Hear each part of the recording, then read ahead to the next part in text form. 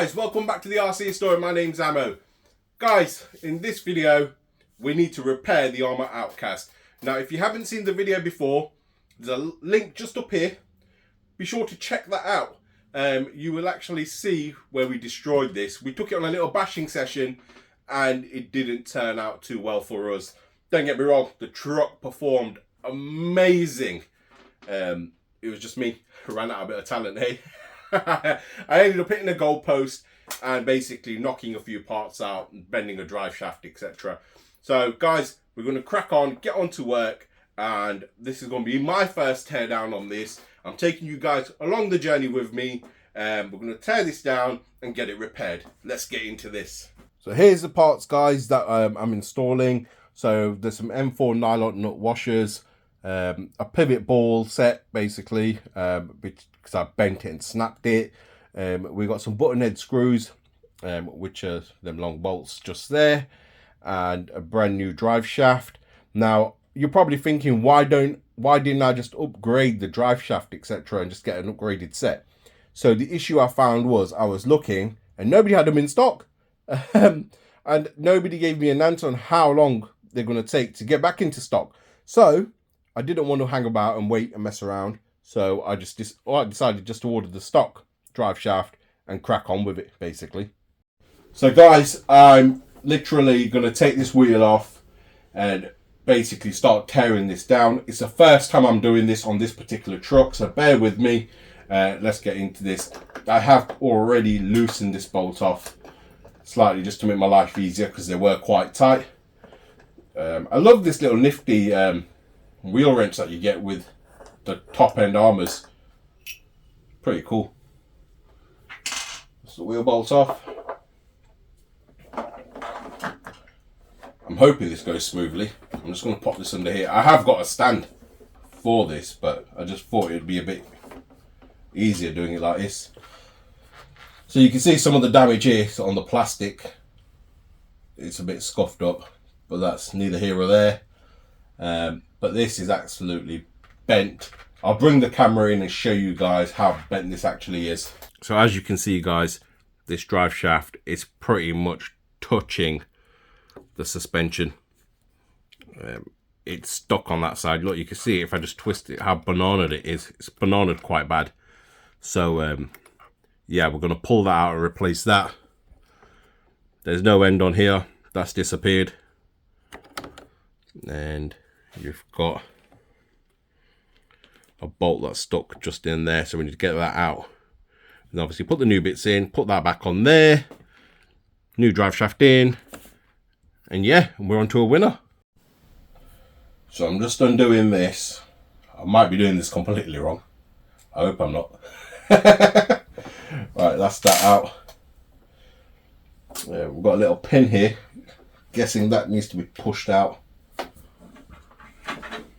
Just bear with me. Right, pin's pushed out. That releases that.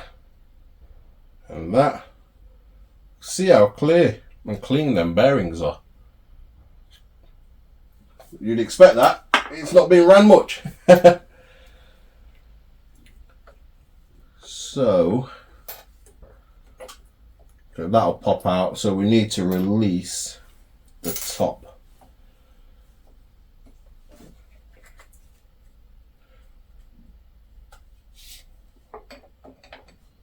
Oh, something way bigger than that.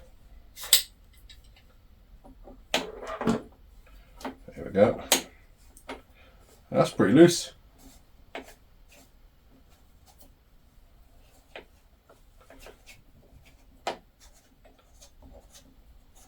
I'm hoping I'm doing this the right way. If I'm not, you guys can tell me of an easier way, if there is an easier way of doing this. But I'm literally just going with the flow of what it looks like. Well, it's just a teardown process, I guess.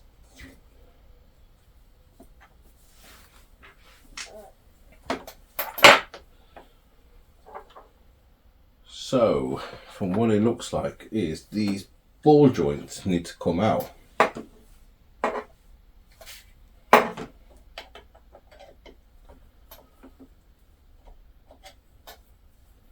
I think so anyway.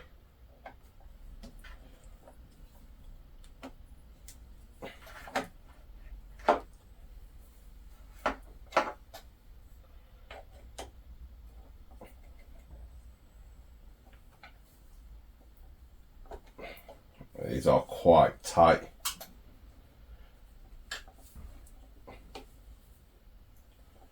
But I'm under the assumption that if I take this off, that's going to give me enough gap to get this drive shaft out.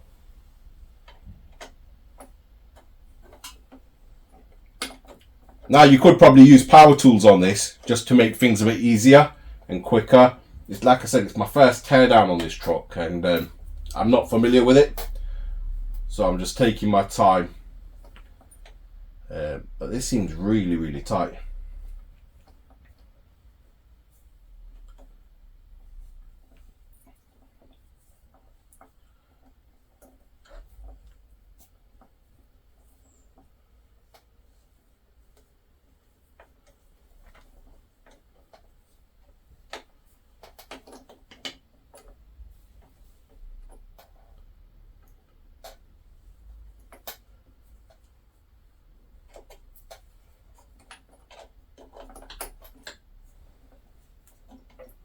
Could just be tight because it's a new truck, or it could be tight because I might have bent something else inside that I just don't know of. I don't know. But we keep going.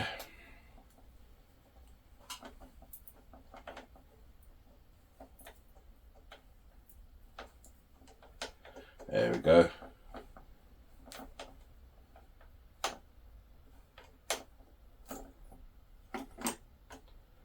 And that's off. And drive shaft's out. It's just fallen out.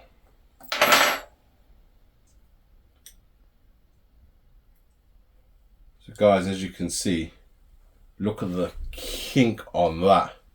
Just there. It's absolutely banana, that is. Must have taken quite a serious hit. Well, you guys seen it in the video. I can't even roll this straight. Right, the next part is getting this out.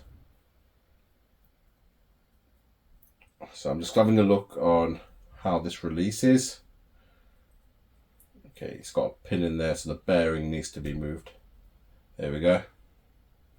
So just move the bearing off there, and you've got some pins. Pop the pin out.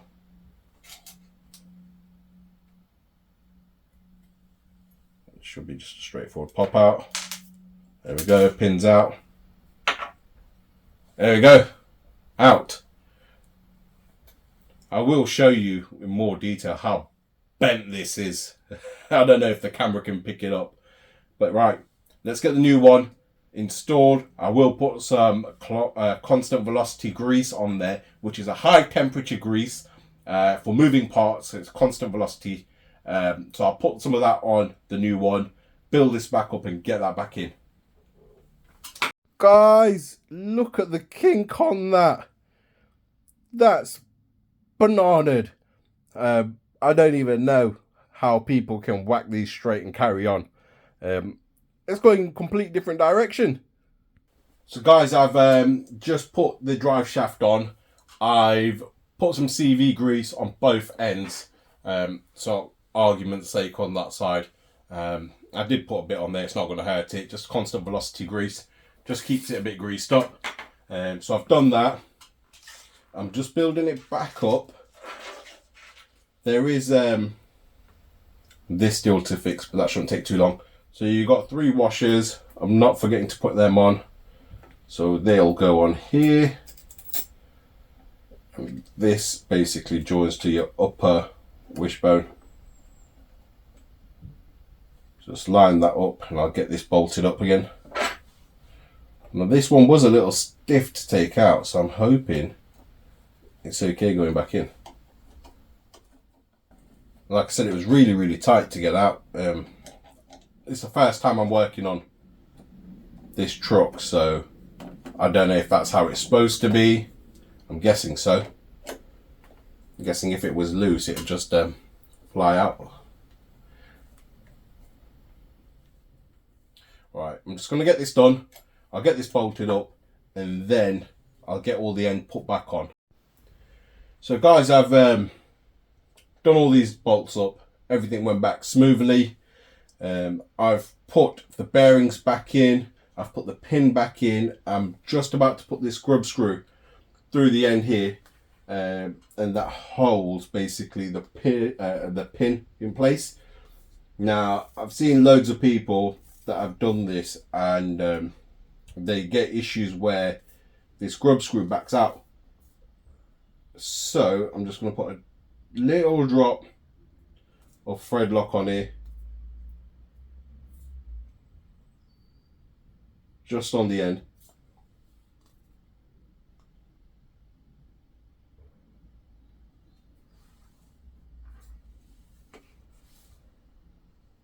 Just to prevent that from not happening.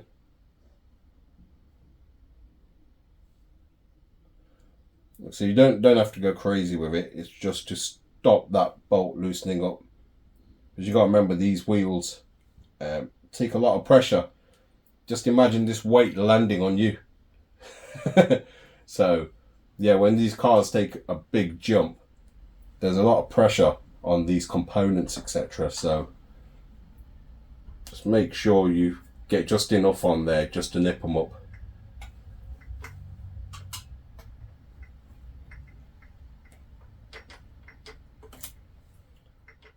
That seems to be nipped up pretty tight.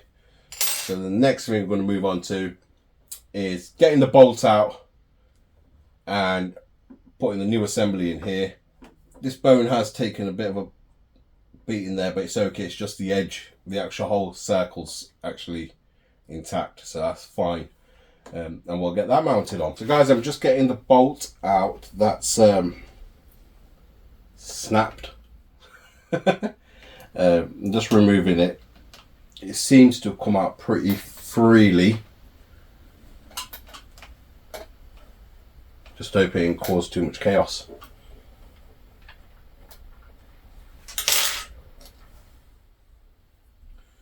There you have it. So that bolt's out. It's also bent.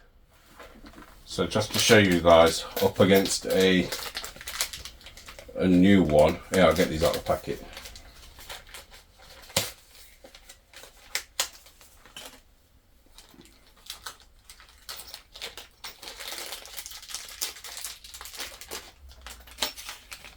So up against a new one, you'll see how much is actually sheared off.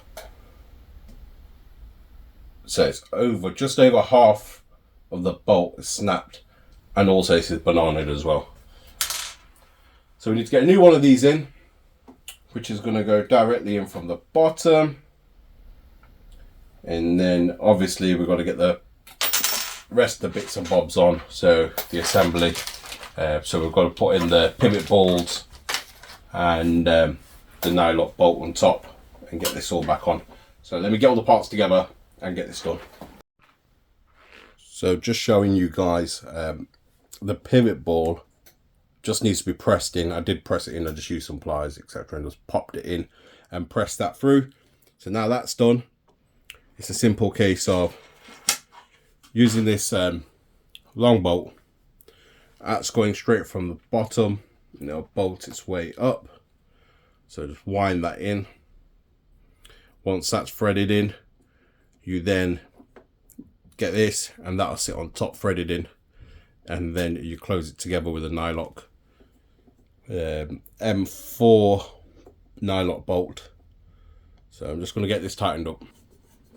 Just make sure you line it all up before you do this.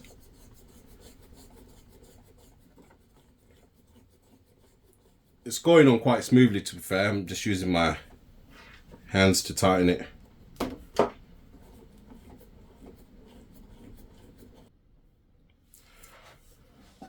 So guys, that's all bolted on. What I'm going to do is just nip this up slightly. Once that's nipped up, we've got the nylock bolts.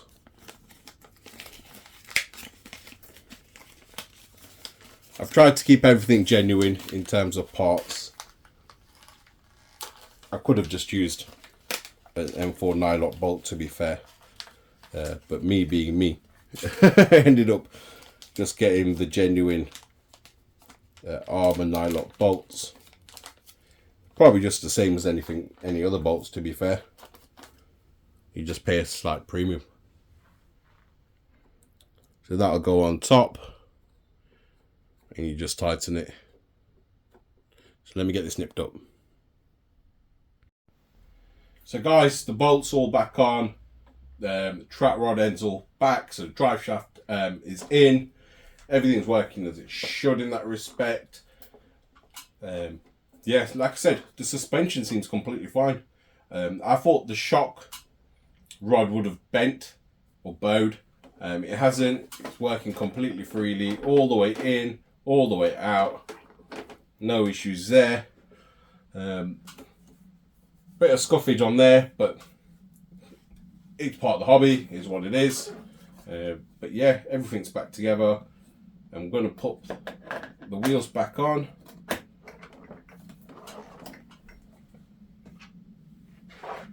I love this tool. It's really, really cool. And one thing I do like about Arrma is they got serrated edges on their bolts.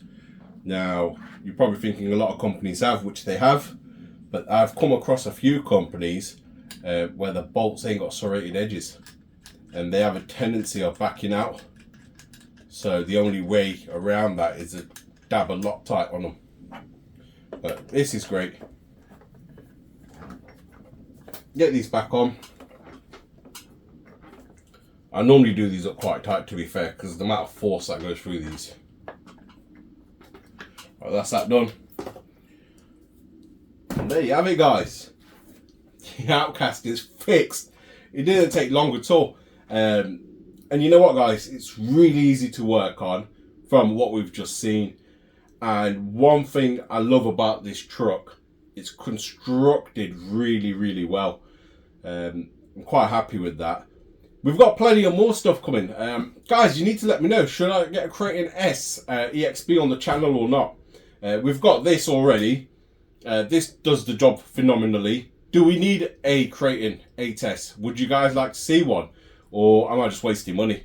There is also, don't forget, the LT45, where we bent the chassis.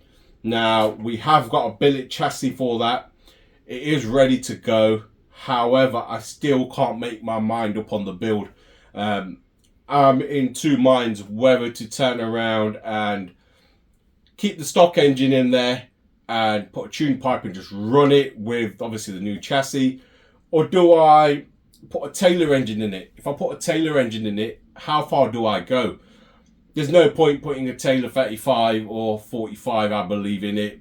I'm thinking more like if I go something like a Taylor 50 or a Supreme 55.